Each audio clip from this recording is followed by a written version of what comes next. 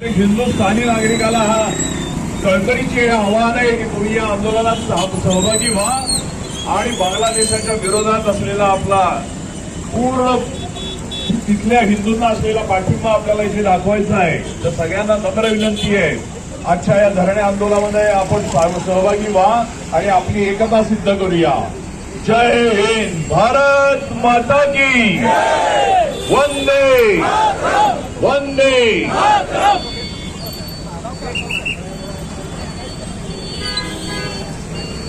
या ठिकाणी होणारे अत्याचार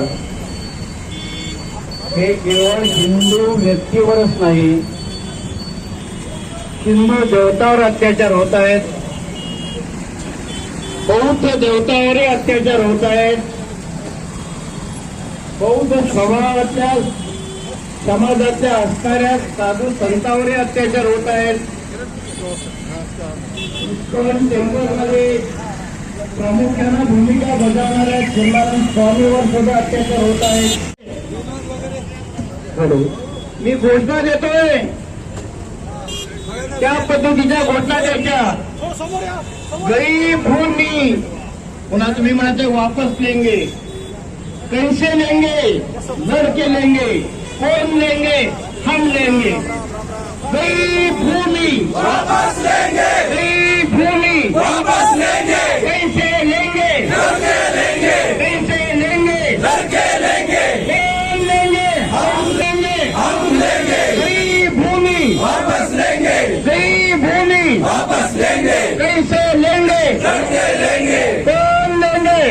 भारत माता की अखंड भारताचा, अखंड भारताचा आमचं स्वप्न साकार करायचंय.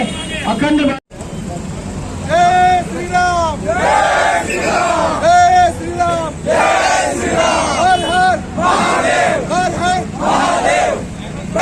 भारत माता की जय, भारत माता की जय. वंदे मातरम, वंदे मातरम.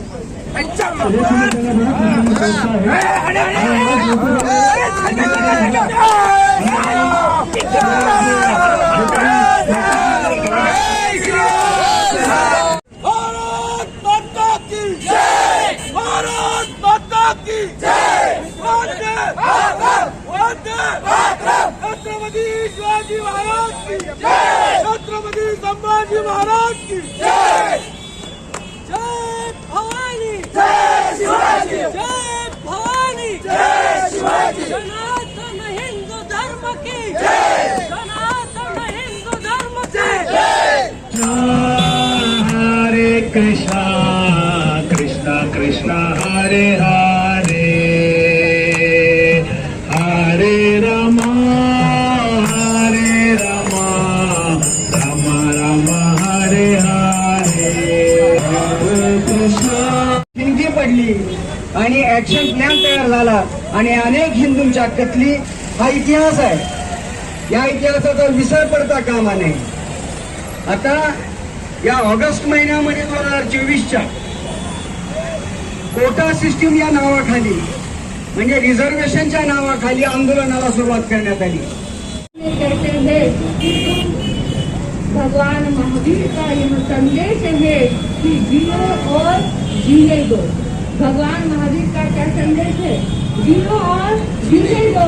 यह केवल भगवान महावीर का संदेश नहीं होना चाहिए, अपितु यह मानव मात्र का संदेश होना चाहिए कि जियो और जीने दो. यदि हम स्वयं जीना चाहते हैं तो और भी जीना चाहते हैं, दूसरों को भी जीने का अधिकार है. मानव मात्र का अधिकार है कि वह अपने हिसाब से जिए, वह अपने धर्म का पालन करे. यह हम हमारे धर्म के ऊपर, यह सनातन धर्म के ऊपर, यह हिंदू धर्म के ऊपर यह जो अत्याचार हो रहा है, भले ही वह दूसरे देश में हो, परंतु यह अत्याचार कदापि होना नहीं चाहिए. भारत में जो भी आता है हम उसका प्यार से प्रेम से स्वागत करते हैं, उसको सहारा देते हैं, उसको जीने का अधिकार देते हैं, तो हमारे भारतवासी भी यदि कहीं रहते हैं तो उसे भी जीने का अधिकार मिलना चाहिए, उसे भी प्रेम से रहने का अधिकार मिलना चाहिए। यह कभी भी नहीं हम धर्म के नाम पर लड़े नहीं। हमारी भारत सरकार भी इस बात पर विचार करे। इसके लिए हमारे RSS वाले भाई लोग और सभी यहाँ पर उपस्थित जो भी लोग हैं वह उस बात के लिए आवाज सरकार तक पहुँचे और यह बात ध्यान रखे। आज की परिस्थिति को देखते हुए हमारे मन में यही विचार आ रहा है, पहले जब आदमी आदमी था, बहुत महंगा था आदमी, आज हर चीज महंगी है लेकिन सस्ता हो गया है आदमी। पहले हिल के ट्रेन भी जहाँ पर चलता था आदमी, आज फेंकता है नफरत के छिलके और फिसलता है आदमी। पहले वस्त्र नहीं थे फिर भी नग्न नहीं था आदमी, पहले वस्त्र नहीं थे फिर भी नग्न नहीं था आदमी, आज अच्छे वस्त्रों में भी नग्न दिखाई देता है आदमी। पहले भूख मिटाने के लिए अन्न को खाता था आदमी, आज सुख के जीने के लिए आदमी को खाता है आदमी। तो हमें इस राह पर नहीं चलना है, हमें तो हमारा भारत देश, हमारा धर्म हमें यह सिखाता है कि वसुधैव कुटुंबकम। हमारा यह जो संसार है, यह जो पृथ्वी है, इस पृथ्वी पर जीने वाला हर प्राणी हमारे परिवार के सदस्य की भांति है।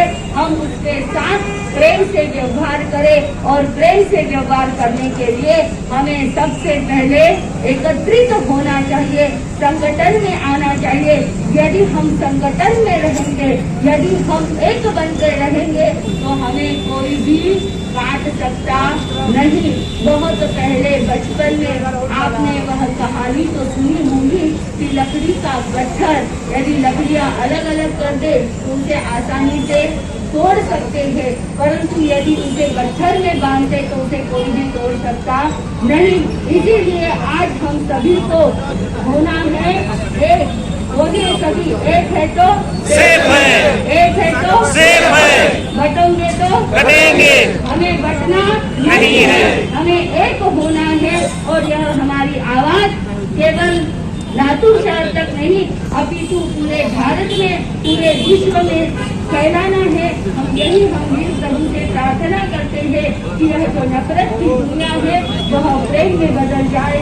यही हमारी शुभकामना, मंगल कामना। आप लोग जो ये कार्य कर रहे हैं यह वास्तविकता में बहुत प्रशंसनीय है, सराहनीय है। हम इसकी बहुत बहुत साधुवाद देते हैं, धन्यवाद देते हैं। ओम। आपण आता पाहिलं बांगलादेशमध्ये मोठ्या प्रमाणामध्ये त्या ठिकाणी हिंदू आणि बुद्धिस्टांच्या विरोधात होऊन आलेली आहे। तिथं मोठ्या प्रमाणात प्रचार दिसतो। 1951 मध्ये जर तुम्ही पाहिलं की हिंदू समाज 22% बांगलादेशमध्ये होता, आज तो बांगलादेशमध्ये 7.5% आणि म्हणून पॉप्युलेशन कमी करण्याचा कार्यक्रम बांगलादेशमध्ये आपण पाहिलेला आहे। त्याचा निषेध करण्यासाठी या ठिकाणी सर्व नागरिक उपस्थित आहेत आणि मला खंत वाटते की एवढ्या वर्षापासून हे चालू आहे तरी सुद्धा कठोर अशी कारवाई भारताच्या वतीनं आपण त्या ठिकाणी पाहिली नाहीये आणि म्हणून भारत सरकारने आता बांगलादेशमध्ये सँक्शन्स टाकले पाहिजे। जे ट्रेड रिलेशन्स आपले व्यवहार जो बांगलादेश सोबत चालू आहे तो आपण ठप्प केला पाहिजे आणि त्यांना प्रवृत्त केलं पाहिजे की जोपर्यंत तुम्ही समाजाला त्या ठिकाणी न्याय देणार नाही, समानतेची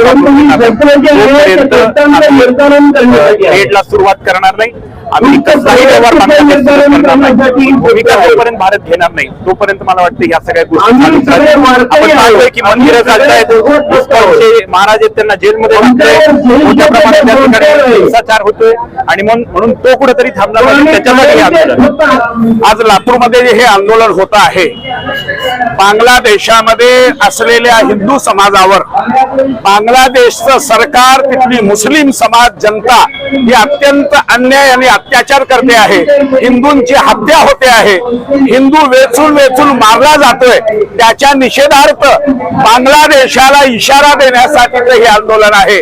आपण जर ही हिंसा नाही थांबवली तर जशास तसं उत्तर आम्ही सुद्धा देऊ, बांगलादेशात घुसू हा इशारा देण्यासाठीचं हे आंदोलन आहे.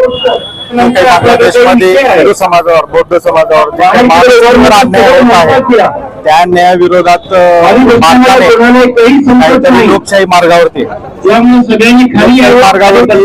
भारतातल्या आपल्या सैन्य दलाने किंवा आपल्या प्रस्थापितांनी थोडं कारण आहे की या ठिकाणी माणुसकीला माणुसकीवर एवढा सडेतोड अन्याय होत आहे. त्या अन्यायाविरोधात भारताने त्याला सुद्धा त्याच पद्धतीनं त्यांना धडा शिकवण्याचं काम करावं व येणाऱ्या जनतेला माणुसकीसाठी जी काही आपल्याला भारतातून मदत लागणार आहे किंवा भारतातल्या जनतेची काही मदत लागणार आहे त्यासाठी आम्ही आहोत. बांगलादेशासाठी पाठिंबा म्हणून आम्ही माणुसकीची थाप म्हणून आम्ही सर्व लातूरकर भारतीय या ठिकाणी आम्ही त्यांच्यासोबत पाठिंबा देण्याचा म्हणजे निश्चय करतो. या ठिकाणी जो कोणी अत्याचार अन्याय करत आहेत त्यांचा या ठिकाणी मी लातूर जिल्ह्यातून बौद्ध समाजाकडून निषेध व्यक्त करतो. हे मोदी सरकारला किंवा भारत सरकारला की तुम्ही लवकरात लवकर कारवाई करून तेथील हिंदूंचे संरक्षण करा. एका बंधूंनी नागपूरवरून मला पाठवला. ते पहिले होते ज्यांनी मला असा व्हिडिओ पाठवला होता. कदाचित तो व्हिडिओ मी बघितला नसता तर आज माझं रक्त एवढं खवळ. प्रत्येक वेळेस गुळगुळीत मेसेजच्या माध्यमातून आपण ह्या सगळ्या गोष्टी आपण स्वतः बघू शकत नाही म्हणून इतरांपर्यंत पोहोचवू शकत नाही. पण या सोशल मीडियाचा असाही सदुपयोग झाला की बांगलादेशमध्ये आपल्या माता भगिनींवर होत असलेले हे अत्याचार जे व्हिडिओज करून तिथे अतिशय चवीने बघत होते तेच व्हिडिओज आपल्याकडे आले आणि आपल्या डोळ्यामधलं पाणी आजच्या दिवशी थांबत नाहीये.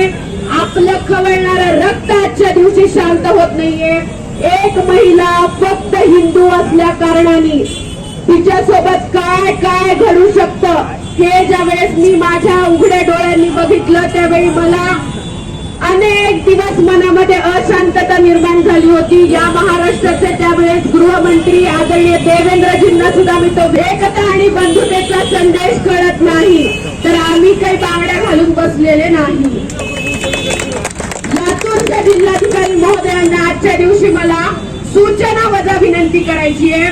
या लातूर जिल्ह्यामध्ये जेवढ्या पंचायत समित्या आहेत, जेवढ्या ग्रामपंचायती आहेत, ज्या नगरपंचायती आहेत आणि महापालिका आहे या भागामध्ये प्रशासकीय अधिकाऱ्यांच्या मदतीने बांगलादेश मधले जे लोक इथे राहायला आलेत त्या प्रत्येकाची नोंद आजच्या दिवशी आपल्याकडे झाली पाहिजे. जर का आमच्या गावात येऊन शांततेमध्ये रोजीरोटी कमवायच्या हिशोबाने हे इथे आलेले आहेत तर हे आम्ही खपवून घेणार नाही. जिल्हाधिकारी महोदयांना आज ही सूचना वजा विनंती आहे ज्याचं निवेदन आम्ही त्यांना देऊ. आम्हाला या गावामध्ये बांगलादेशामध्ये अनैतिक अधिकारांवर राहायला आलेले, आमचं आधार कार्ड मिळवू पाहणारे, आमचं पॅन कार्ड मिळवू पाहणारे, आमच्या इथे MIDC मध्ये कामगार म्हणून काम करणारे आणि आमच्याच ताटामध्ये जेवण करून आमच्या बंधू भगिनींना बांगलादेशामध्ये कायमस्वरूपी हत्या करण्यासाठीचं समर्थन करणारे यांचा जाहीर निषेध मी करते आणि जिल्हाधिकाऱ्यांना ही विनंती करते की येणाऱ्या काही दिवसामध्ये या माता भगिनींची यादी आमच्याकडे आम्हाला पाहिजे आणि त्यांच्यावर कार्यवाही झालेली पाहिजे. हे आम्ही स्वतः जातीने लक्ष देऊन या ठिकाणी करणार आहोत. त्यामुळे बांगलादेशामध्ये जे काही होते ते केवळ हिंदू म्हणून होते पण आपल्या सगळ्या जणांनी ह्या विधानसभा निवडणुकांमध्ये आपली ही जी एकजूट आहे या विचारांना सदैव पाठीशी घालणारी, याच लोकांना भारताचं नागरिकत्व कसं मिळेल याचा प्रयत्न करणारी, या घुसखोरांना स्थान देणारी त्यांना आपण आपली जागा दाखवली आहे आणि एक आहे तो सेफ आहे. हे आपण कायमस्वरूपी दाखवत आलोय. असेच एकजुटीने राहू आणि बांगलादेशामध्ये होत असलेल्या अत्याचाराच्या या लढ्यामध्ये कायमस्वरूपी सातत्याने सहभागी होऊ. प्रभू श्रीरामांचा आशीर्वाद आपल्या पाठीशी आहे. 2024 हे वर्ष आपल्याला एक है तो सेफ है हाच संदेश देणार आहे.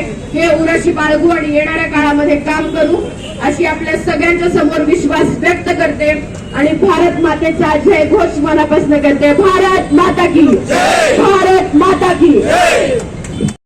सर्व भारतीयांना माहित आहे काय, कारण बऱ्याच वेळेस आपण ऐकतो की हिंदू धर्म, जैन धर्म, बौद्ध धर्म, सिख धर्म, म्हणजे हे धर्म सगळे वेगळे आहेत, त्यात हिंदू धर्म वेगळा आहे का? मला जी माहिती आहे ते अगदी थोडक्यात मी सांगतो की हा हिंदुस्थान आहे. ह्या हिंदुस्थानामध्ये जे मूळ रहिवासी आहेत, जे पंथ इथंच निर्माण झाले, ते सर्व पंथाचे अनुयायी हिंदू आहेत. शीख, जैन, बौद्ध, शैव, शाक्त, वैष्णव हे सर्व हिंदू आहेत.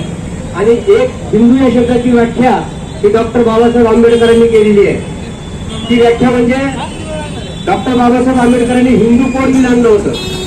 हिंदू कोड बिल ज्यांना ज्यांना लागू होतं ते सगळे हिंदू आणि ज्यांना लागू होत नाही ते अहिंदू. कोणाला लागू होत नाही? फक्त मुस्लिम आणि ख्रिश्चन या दोन पंथांना ते लागू होत नाही. उरलेले आपण सर्व हिंदू. हे मला का सांगावं असं वाटलं, कारण जेव्हा सकल हिंदू समाजाने एखादं आंदोलन केलं किंवा एखादा विषय निघाला त्यावेळेस आपल्यातलेच बरेचसे त्यांना माहितच नाही की ते हिंदू आहेत, ते या आंदोलनामध्ये सामील होत नाहीत. त्यामुळे मला असं वाटतंय की सगळ्यात मोठं काम जर काय झालं पाहिजे तर आपण सगळे हिंदू आहोत आणि हिंदू कोण कोण आहे हे देशातील सर्वांना सांगितलं पाहिजे. आता ज्या कारणासाठी हे आंदोलन चालू आहे, बांगलादेशामध्ये हिंदूवरती अनन्वित अत्याचार होत आहेत, माता भगिनीवरती बलात्कार होत आहेत, मंदिरं तोडली जात आहेत, त्याचा निषेध करण्यासाठी आंदोलन चालू आहे. नेमकं त्याची पार्श्वभूमी काय, बांगलादेशमध्ये जे घडलं हे जर समजलं तर आपल्याला समजून येईल की नेमकं काय चालू आहे तिथे. म्हणजे त्या आंदोलनाचा उद्देश काय, बांगलादेशमधले हे जे सगळं चाललंय त्याचा उद्देश काय हे जर समजून घ्यायचं असेल तर तिथली पार्श्वभूमी समजून घ्यावी लागेल.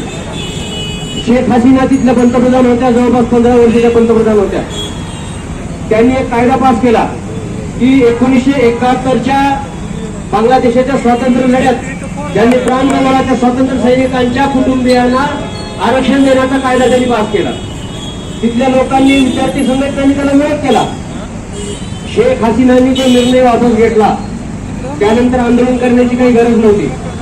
कोर्टाने 7% आरक्षण दिलं, 7%. आणि त्यानंतर त्या आंदोलनाची परिणिती अशी झाली की त्या आंदोलनामध्ये तिथल्या विद्यार्थी संघटनाच नाही तर जमाती इस्लामी, जमातुल मुजाहिदीन अशा बांगलादेशातल्या संघटना आणि त्याला मिलिटरीचं समर्थन आहे, त्या सर्व संघटना ऍक्टिव्हेट झाल्या आणि त्या आंदोलनाची परिणिती हिंदूंचा नरसंहार, महिलांवर अत्याचार ह्याच्यामध्ये झाली.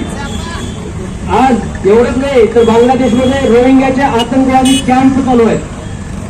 तिथले जे मोहम्मद युनूसच्या सरकारचे आज प्रमुख आहेत त्यांना नोबेल पारितोषिक मिळालेलं आहे शांततेसाठी. आणि त्यांच्या नेतृत्वामध्ये बांगलादेशामध्ये काय होतंय तर रोहिंग्याचे आतंकवादी कॅम्प चालू आहेत. जेलमधले कैदी जे गुन्हेगार कैदी आहेत ते आज सोडून देण्यात आलेले आहेत.